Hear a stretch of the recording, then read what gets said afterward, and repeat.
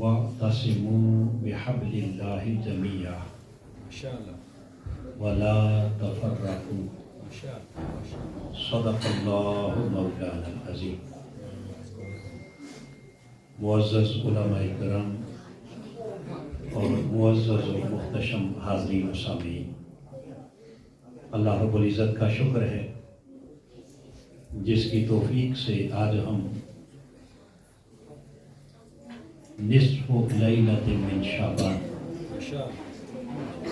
اس ماہ شعبان المعظم کی 15ویں رات، جسے عرف عام میں شب برات کہا جاتا ہے، اس شب برات کی مقدس مبارک ساعتوں میں ہم اللہ کے گھر میں جمع ہیں۔ چونکہ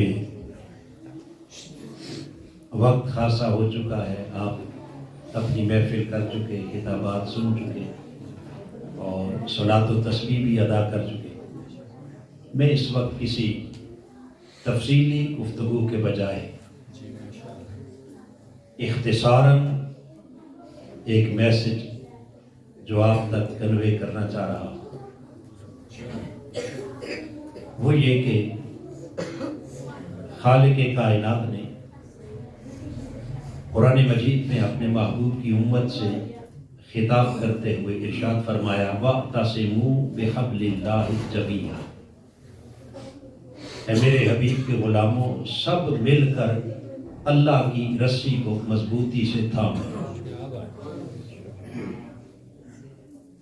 وَلَا تَفَرَّقُوا، اور تفرقہ بازی نہ کرو، ٹکڑوں میں نہ بٹ جاؤ۔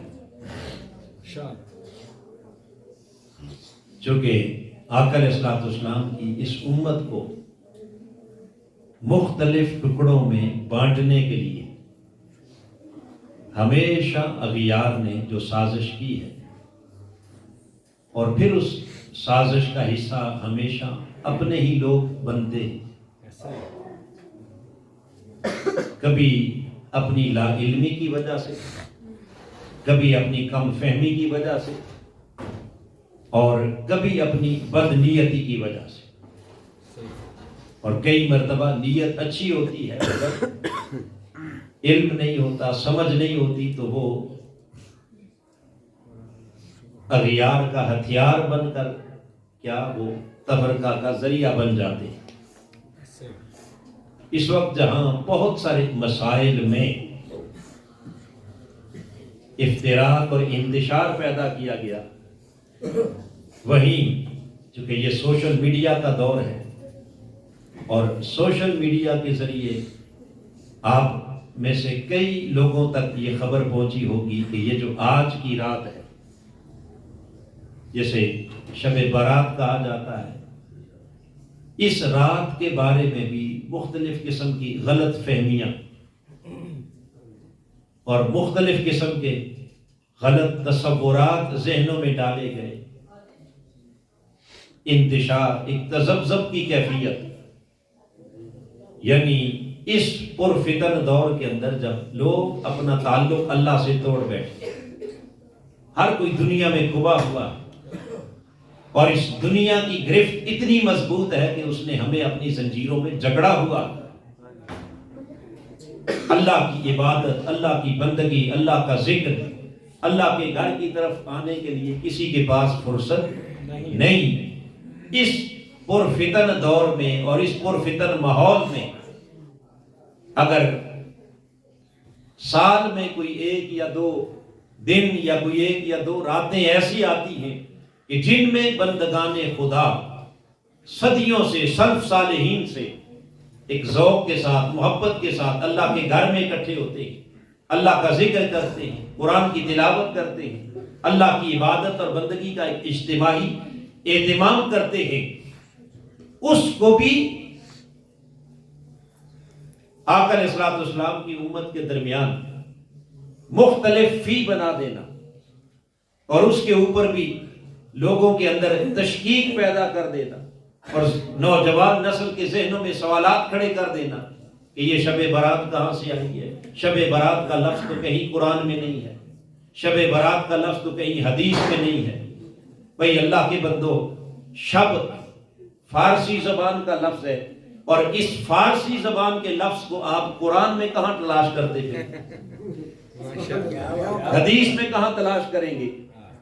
یعنی میں نے کہا کہ جو لفظ عربی زبان کا ہے ہی نہیں، فارسی زبان کا لفظ ہے، اردو کا لفظ ہے، اسے قرآن اور حدیث میں تلاش کریں گے تو اس سے بڑی جہالت اور کیا ہو، اس سے بڑی نادانی اور نوجوان اس نے تو اپنے سیل فون کے اوپر، موبائل کے اوپر اس نے صرف سنا کسی عالم کو، کسی سکالر کو، اور نام نہاد آج کل تو خیر مفتیوں کی بھی برمار ہے، تو اس نے آگے کہا کہ یہ تو لفظ ہی کہیں قرآن حدیث میں نہیں ہے، یہ کہاں سے چلی ہے، اس کی کوئی حیثیت نہیں، کوئی اہمیت نہیں. اللہ یہاں تک کہا جاتا ہے کہ اسلام دین مساوات ہے، اس میں تو کوئی جو ہے وہ شرف اور فضیلت کسی دن کا، کسی رات کا، سوائے اس لیلۃ القدر کے جس کا ذکر قرآن مجید میں آیا ہے. باقی کسی دن میں کوئی فضیلت نہیں، کسی رات میں کوئی فضیلت نہیں، کسی نسبت میں کوئی فضیلت نہیں، کسی جگہ میں کوئی فضیلت نہیں. یہ ایک عمومی ایک تصور دیا جاتا ہے جس سے نئی نسلیں ان کے ذہن انتشار کا شکار ہو جاتے ہیں. اور اس میں آپ نے یہ سارا کچھ کر کے یہ اس پراپوگنڈا کے ذریعے کون سی خدمت دین کی ہے کہ اگر سال میں کوئی 1 یا 2 دن یا کوئی 1 یا 2 راتیں نوجوان اگر اللہ کے گھر میں آنا چاہتا ہے، آپ نے اسے اس سے بھی روک دیا، تو بتائیے یہ خدمت دین ہوئی ہے یا امت کو دین سے دور کیا؟ حاضرین محترم، آئیے وقت نہیں میں اس کی ڈیٹیل میں جاؤں، مگر اختصاراً اگر یہ تصور عرض کروں تو یہ جو کہا جاتا ہے کہ مساوات ہے، ہر شے میں برابری ہے اور کسی شے میں کوئی فرق نہیں، یہ خیال، یہ عقیدہ، یہ سوچ، یہ فکر، یہ فلسفہ اور یہ عقیدہ ٹوٹلی قرآن کے بھی خلاف ہے، حدیث کے بھی خلاف. اللہ پاک نے ہر شے میں فرق رکھا. اگر اس کی مخلوق کو لے لیں تو مخلوق میں انسان بھی ہیں، حیوان بھی ہیں، جنات بھی ہیں، نباتات و جمادات بھی ہیں، مگر ان ساری مخلوقات کو اللہ نے پیدا کر کے سب کو برابر نہیں رکھا، بلکہ ساری مخلوق میں فرمایا وَلَقَدْ کَرَّمْنَا بَنِي آدم. ساری مخلوق میں اللہ پاک نے اولاد آدم کو سب سے معزز بنا. تو کوئی کہہ سکتا ہے کہ اللہ کی ساری مخلوق برابر ہے؟ بولیے. مخلوق ساری اسی کی ہے، مگر انسان کو اشرف المخلوقات بنایا. اور پھر جس انسان کو اشرف بنایا، اگر ان انسانوں میں بھی غور کریں تو کیا سارے انسان برابر ہیں؟ بولیے. سب انسان ایک جیسے تو نہیں. ان کی شکل و صورت میں فرق ہے، ان کی قد و قامت میں فرق ہے، ان کی رنگت میں فرق ہے، حسن و جمال میں فرق ہے، فہم میں، فراست میں، علم میں، سوجھ بوجھ میں کتنا فرق ہے. یہ تو ظاہری فرق ہے جسے ہم دیکھتے ہیں. پھر قرآن مجید کا مطالعہ کریں تو اللہ پاک نے فرمایا کہ ہم نے ساری مخلوق میں انسان کو افضل، اشرف بنایا، اور پھر سارے انسان بھی رتبے میں، درجے میں ایک جیسے نہیں، بلکہ انسانوں میں پھر ہم نے رتبہ عطا کیا اہل علم کو. هل يستوي الذين يعلمون والذين لا يعلمون. علم والے اور جو علم سے محروم جاہل لوگ ہیں وہ آپس میں برابر نہیں. بولیے. یہ جو ایک ہی لاٹھی سے سب کو ہانکنے کا تصور دیا جاتا ہے کہ اسلام میں تو کوئی فرق نہیں ہے، سب برابر ہے.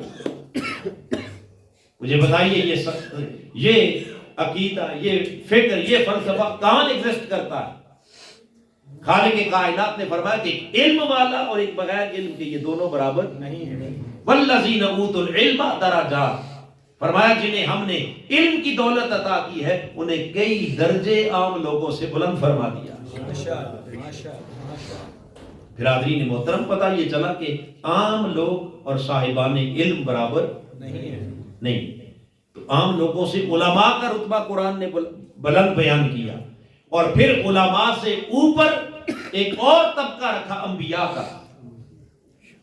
عام لوگ علماء کے برابر نہیں، اور سب علماء اللہ کے انبیاء کے برابر نہیں. انبیاء کا رتبہ علماء سے بھی اوپر رکھا ہے. اور پھر 7.25 انبیاء، ان ساروں کو بھی ایک درجے میں نہیں بلکہ ان میں سے پھر 313 رسول، ان رسولوں کو انبیاء پر بھی فضیلت عطا، رسولوں کو انبیاء میں افضل بنایا. اور پھر 313 رسولوں کو لے لیں تو کیا وہ سارے رسول درجے میں ایک جیسے ہیں؟ رتبے میں سب رسول بھی برابر نہیں. خالق کائنات نے فرمایا تلک الرسل فضلنا بعضهم علی بعض، یہ ہمارے رسول ہیں جن میں سے ہم نے بعضوں کو بعضوں پر فضیلت عطا کی، عزت عطا کی، شرف عطا کیا، کرامت عطا کی. منہم من کلم اللہ، یہ میرے رسول ہی ہیں کہ جن میں سے بعضوں سے ہم نے کلام کیا. ورفع بعضهم درجات، اور بعضوں کو اس سے بھی اونچا درجہ عطا فرمایا، کسی کو کلام سے نوازا اور کسی کو دیدار سے نوازا. میں نے عرض کیا کہ مخلوق میں انسان افضل ہو گیا، پھر انسانوں میں علماء، پھر علماء سے اوپر انبیاء، انبیاء سے اوپر رسل، اور رسولوں میں پھر کئی درجے، اور پھر سب رسولوں سے اوپر خالق کائنات نے فرمایا میں نے اپنے محبوب کو امام الانبیاء بھی بنایا اور امام الرسل بھی بنایا. شب معراج سارے انبیاء اور رسول حضور کے پیچھے کھڑے کر دیے تاکہ قیامت تک کائنات کو ایک میسج چلا جائے کہ ہم نے درجے رتبے ہر ایک کو اس کے حسب حال دیے، مگر جہاں سارے درجے اور رتبے جا کر ختم ہوتے ہیں اس سے اوپر میرے مصطفیٰ کی شان. سبحان اللہ. میں نے ایک مثال آپ کے سامنے عرض کی کہ سب انسان برابر نہیں، بولیے برابر نہیں. اب ذرا زمانوں کی طرف آئیں تو سارے زمانے بھی برابر ہیں، برابر بولیے. میرے آقا نے فرمایا خیر القرون قرنی، سب سے بہترین زمانہ میرا زمانہ. کس کا؟ حضور کا زمانہ. اور خالق کائنات نے اسی زمانے کی قسم کھا کر فرمایا والعصر، حبیب مجھے قسم ہے آپ کے زمانہ نبوت کی، اس زمانے کی قسم جس زمانے میں مصطفیٰ آپ جیتے، اس زمانے کی قسم جس کی ہواؤں اور فضاؤں میں آپ سانس لیتے. گویا تاجدار کائنات کا زمانہ عام زمانوں جیسا نہیں ہے. پھر حضور نے فرمایا ثم الذین یلونہم، جو اس زمانے سے جڑا ہوا قریب کا زمانہ، یعنی میرے صحابہ کا زمانہ، میری اہل بیت کا زمانہ، میرے خلفائے راشدین کا زمانہ، اسے بھی عام زمانوں کی طرح نہ سمجھنا، وہ بھی تمام زمانوں سے افضل اور اعلیٰ زمانہ ہے. اور پھر فرمایا ثم الذین یلونہم، تیسرے درجے میں جو میرے صحابہ اور اہل بیت کے زمانے سے جڑا ہوا تابعین کا زمانہ ہے، وہ بھی عام زمانوں سے افضل اور اعلیٰ زمانہ ہے. تو عام زمانے سے افضل تابعین کا زمانہ، اور تابعین سے افضل صحابہ اور اہل بیت کا زمانہ، اور صحابہ اور اہل بیت کے زمانے سے بھی افضل کس کا؟ حضور کا زمانہ. تو آپ نے دیکھا کہ یہ سارے زمانے بھی ایک جیسے نہیں. اور پھر یہ کہنا کہ سارے دن برابر ہیں، کسی دن کی کوئی فضیلت نہیں، کوئی اہمیت نہیں، یہ سارے ایسے من گڑت تصورات ہیں. تو حاضرین محترم، آئیے تاجدار کائنات کی احادیث کا مطالعہ کریں تو میرے آقا نے ہفتے کے 7 دن ہیں. کتنے؟ 7 دن ہیں، اور 7 دنوں میں سے 3 دنوں کی فضیلت حضور نے خود بیان فرمائی. کتنے؟ 3. سب سے پہلا دن جس کی حضور نے فضیلت بیان کی، ارشاد فرمایا سید الایام یوم الجمعہ، سارے دنوں کا سردار. کون سا دن؟ اب بتائیے، سارے دن برابر؟ بولیے. جمعہ کے دن کو حضور نے دنوں کا سردار قرار دیا. اور کیوں سردار قرار دیا اس کی وجہ بھی آقا نے بیان کی. یا رسول اللہ اس دن کو سرداری کیوں ملی؟ فرمایا فیہا خلق آدم، اس دن آدم کی تخلیق ہوئی. تو جس دن اللہ کے نبی کو وجود عطا کیا گیا وہ دن بھی عام دن نہیں، وہ سارے دنوں کا سردار بن گیا. وہ دن بھی سارے دنوں کا نبی کی نشان. اور پھر خالی جمعہ کی فضیلت نہیں بلکہ اس کے علاوہ مزید 2 دنوں کی میرے آقا نے فضیلت بیان کی. اور یہ بھی صحیح حدیث عرض کر رہا ہوں، صحیح مسلم کی. تاجدار کائنات صلی اللہ تعالی علیہ وسلم نے ارشاد فرمایا تفتح ابواب الجنہ فی کل یوم الاثنین و یوم الخمیس. میرے آقا نے فرمایا کہ ہر پیر اور ہر جمعرات کو خالق کائنات جنت کے دروازوں کو کھول دیتا ہے، جنت کے دروازے کھولے جاتے ہیں۔ کس دن؟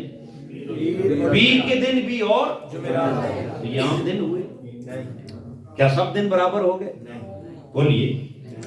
ان 2 دنوں کی آقا نے فضیلت بیان کی کہ ان 2 دنوں میں جنت کے دروازے کھولے جاتے ہیں، اور پھر آقا علیہ السلام نے فرمایا ترفع فیہا اعمالکم، ان دنوں میں تمہارے اعمال اللہ کی بارگاہ میں پیش کیے جاتے ہیں، ان دنوں میں تمہارے اعمال اللہ کے حضور پیش کیے جاتے ہیں۔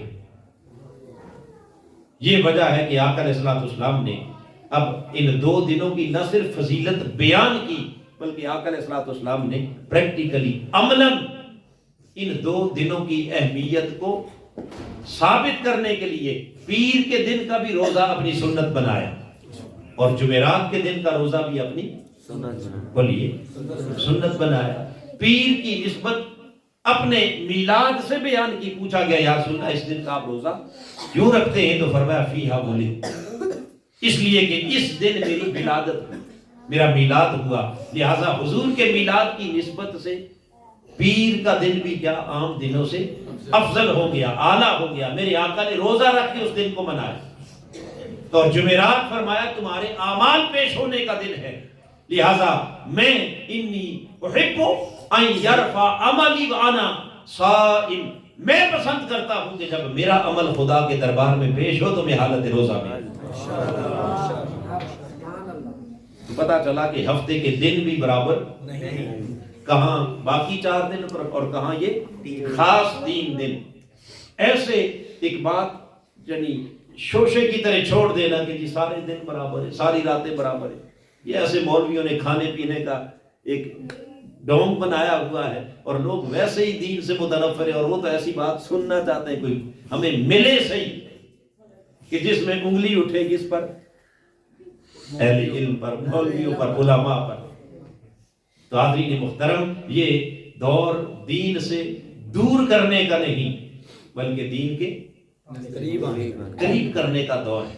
پہلے ہی آج کا نوجوان جو ہے وہ پہلے ہی دین سے دور جا چکا ہے، اور یوں ایسے خلفشار پیدا کرنا ذہنوں کے اندر، ایسا انتشار پیدا کرنا تاکہ کسی ایک نقطے پر اگر امت جمع ہے تو اس میں بھی ٹکڑے ٹکڑے ہو جائے، بٹ جائے۔ یہ خدمت دین نہیں بلکہ یہ دشمنی دین ہے۔ یہ کیا ہے؟ دشمنی دین ہے۔ تو میں نے عرض کیا کہ نہ صدیاں برابر ہیں، نہ سال برابر ہیں، نہ دن برابر ہیں، اور اسی طرح سب راتیں بھی برابر، سب مہینے بھی برابر نہیں ہیں۔ آئیے میں بات کو اپنی اختتام کی طرف لے جاتے ہوئے اگر اس مہینے کی بات کریں تو آقا علیہ السلام نے اس مہینے کے فضائل بھی بیان فرمائے، اور اسپیسیفک اگر آج کی رات کی بات کریں تو اس رات کی الگ سے حضور نے فضیلت بیان فرمائی۔ میں اس وقت بغیر ڈیٹیل میں جائے، چونکہ ماہ شعبان کی اگر بات آئی تو صحیح بخاری میں تاجدار کائنات صلی اللہ علیہ وسلم کی حدیث، جس کو ام المؤمنین حضرت عائشہ صدیقہ نے روایت کیا، آپ نے علماء سے بارہا سنی ہوگی اور نہیں سنی تو سن لیں کہ آقا علیہ السلام ام المؤمنین فرماتی ہیں کہ رمضان کے علاوہ پورے سال میں سب سے زیادہ روزے حضور ماہ شعبان میں رکھتے ہیں۔ جب میں نے پوچھا یا رسول اللہ اس مہینے کے روزے کیوں رکھتے ہیں، تو آقا علیہ السلام نے فرمایا کہ عائشہ اس مہینے میں اعمال اللہ کے حضور پیش کیے جاتے ہیں، اعمال پیش کیے جاتے ہیں، اور میری آرزو ہے انی احب ان یرفع عملی وانا صائم، میں چاہتا ہوں کہ جب میرا عمل اللہ کے حضور پیش ہو تو اس حال پہ پیش ہو کہ میں روزے کی حالت میں۔ اور دوسری روایت، اسی روایت کو امام ابو یعلا نے اپنی مسند کے اندر روایت کیا، یہی واقعہ بیان کیا کہ ام المؤمنین فرماتی ہیں کہ روزے رکھتے تھے، اور میں نے پوچھا یا رسول اللہ کیوں روزے رکھتے ہیں، تو آقا نے دوسرا سبب بیان کیا، ارشاد فرمایا کہ عائشہ اس مہینے میں آئندہ سال مرنے والوں کی فہرست تیار کی جاتی ہے، ان کے نام لکھے جاتے ہیں، اور میں چاہتا ہوں کہ جب میرا نام مرنے والوں میں لکھا جائے تو میں اس وقت بھی حالت روزہ میں ہوں۔ اب یہ تو ہو گیا پورا महीना माह शाबान मुअज़्ज़म, और माह शाबान मुअज़्ज़म के बाद आगे आ गई आखिरी ये शाबान मुअज़्ज़म की 15वीं रात, जिसे शबे बारात कहा जाता है। अब हाज़रीन मोहतरम, मैंने जैसे स्टार्ट में एक बात की कि लोग कहते हैं कि शबे बारात का कोई लफ्ज़ कुरान और हदीस में नहीं है, बोलिए नहीं है। तो मैंने अर्ज़ किया कि शब का लफ्ज़ तो आपको किसी कुरान में नहीं मिलेगा, किसी हदीस में भी नहीं मिलेगा, बोलिए नहीं मिलेगा। रात का लफ्ज़ भी किसी कुरान और हदीस में नहीं मिलेगा, ये उर्दू का लफ्ज़ है। तो अरबी ज़ुबान का लफ्ज़ न शब है न रात है, वो है लैल। क्या लफ्ज़ है? फिर बोलिए। हाँ, अगर लैल को तलाश करेंगे तो वो आपको कुरान में भी मिलेगा और हदीस में भी। कुरान ने उसे लैलतुल मुबारक रात कहा। क्या कहा? लैलतुल मुबारक। कौन सी मुबारक रात? ये एक अलग बहस है आगे, जिसमें सहाबा किराम और ताबईन के ज़माने से लेकर दो मुख्तलिफ तबक़ात चले आ रहे हैं कि बाज़ ने कहा कि वो रमज़ानुल मुबारक की आखिरी ताक रातों में है, और बाज़ ने कहा कि शाबानुल मुअज़्ज़म की 15वीं रात है। तो हाज़रीन मुहतरम, ये दोनों नुक्ता आए नज़र अपनी जगह, मगर ये कहना कि ये लफ्ज़ ही कहीं कुरान में मौजूद नहीं है, इससे बड़ी जालत। और फिर हदीस मुबारक को ले लें तो आका अलैहिस्सलाम ने लैलतुल निस्फ़ मिन शाबान, और खाली ये लफ्ज़ बयान नहीं किया और खाली इस पर अहादीस नहीं, बल्कि हाज़रीन मुहतरम, अहादीस तो आपने बारहा सुनी होगी, मगर इस पर जो ख़ास बात कहने लगा हूँ कि हमारी सियासता हदीस की जो सही 6 किताबें जिनके ऊपर हमारा क्या है एतमाद, और जिनके ऊपर हमारे कुल जो दीन की क्या है वो इमारत खड़ी है, उन 6 आइमा में से 2 इमाम तिरमिज़ी और इमाम इब्न माजा, इन दोनों आइमा ने अपनी किताबों के अंदर जामे तिरमिज़ी में भी और सुनन इब्न माजा के अंदर भी खाली हदीस को जिक्र नहीं किया, बल्कि इस उन्वान से पूरा एक बाब कायम किया अपनी किताब के अंदर। किस उन्वान से?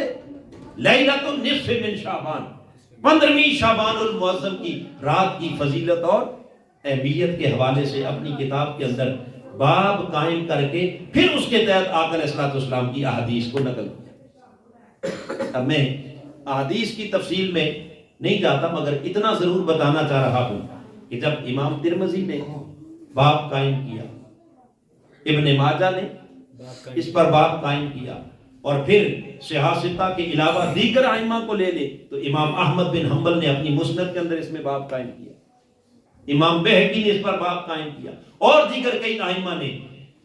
तो जब कोई इमाम अपनी किताब के अंदर बाकायदा एक हेडिंग के साथ एक चैप्टर बनाता है, बाब कायम करता है, तो वो बाब ऐसे नहीं कायम करता, वो उसका बाब कायम करना इस बात की दलील है कि वो इसकी फजीलत का कायल है। कोई तो इंपॉर्टेंस दे रहा है ना, कोई तो अहमियत। अगर अहमियत ना होती तो अलग से कोई बाब कायम करने की जरूरत नहीं, बोलिए नहीं थी।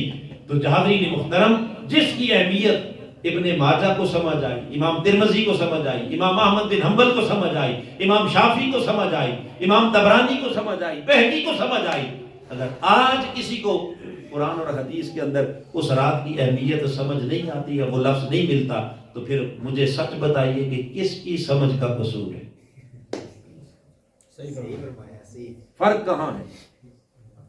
बोलिए फर्क जी।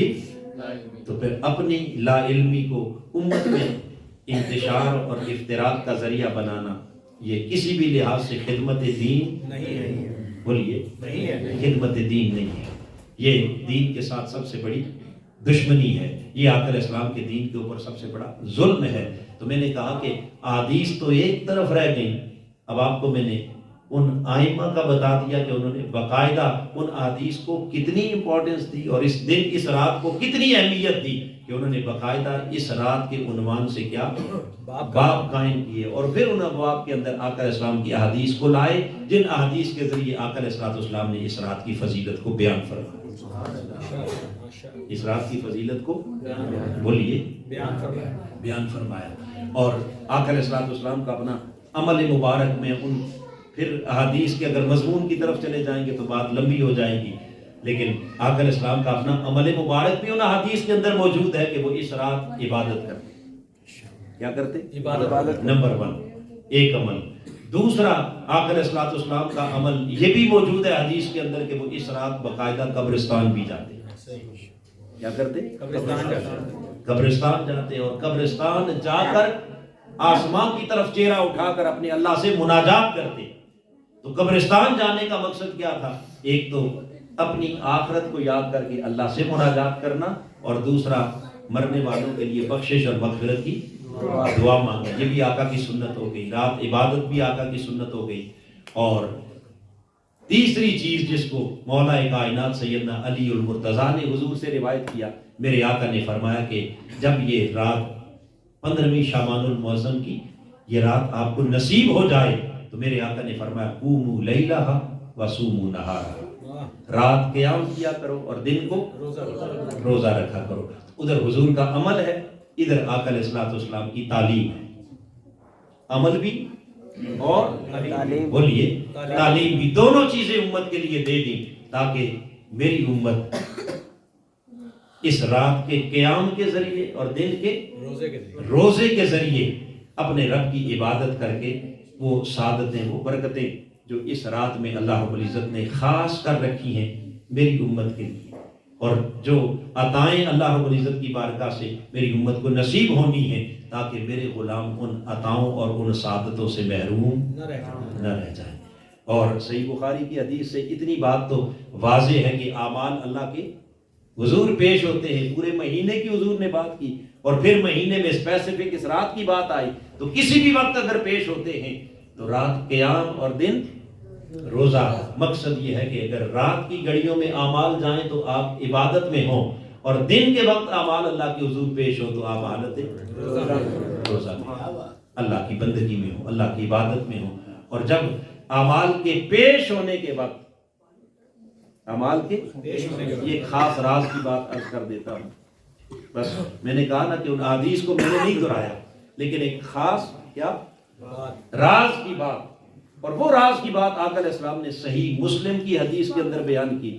حضور نے فرمایا کہ 2 نمازوں کا اہتمام کیا کرو، ایک فجر کا اور ایک عصر کا.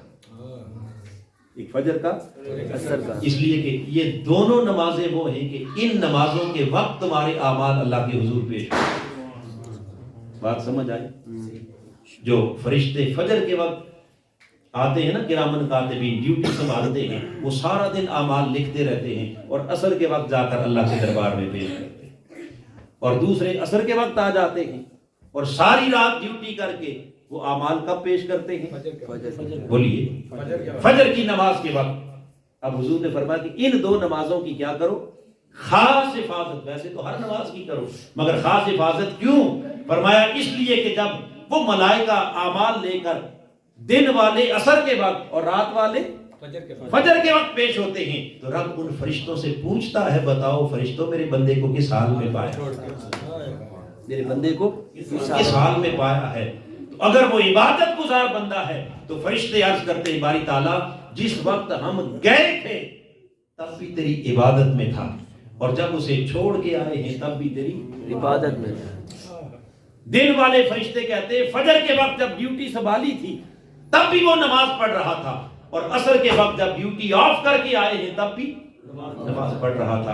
اور رات والے کہتے ہیں مولا عصر کے وقت جب ہم نے چارج لیا تھا تب بھی نماز میں چھوڑ کے آئے ہیں، اور جب فجر کے وقت ہم اپنا چارج دے کے آئے ہیں تب بھی نماز میں چھوڑ کے آئے ہیں. رب کہتا ہے ملائکہ گواہ ہو جاؤ، اگر تم نے جاتے بھی عبادت میں دیکھا آتے بھی عبادت میں دیکھا تو درمیان میں انسانی بشری تقاضوں کے مطابق اگر کوئی اس سے کمی کوتاہی ہو بھی گئی تو میں نے اسے معاف کر دیا. میں نے اسے وہ جو خاص عمل کی پیشی کا وقت ہے بس اس وقت کا دھیان رکھنا. یہ آقا علیہ السلام کی تعلیم ہے. تو چونکہ وہ ڈیلی رپورٹ کا ٹائم ہے فجر اور عصر، اور یہ اینول سالانہ رپورٹ کا مہینہ ہے، کسی وقت بھی رپورٹ ہو سکتی ہے، لہٰذا حضور نے روزے بھی رکھے، راتوں کا قیام بھی فرمایا۔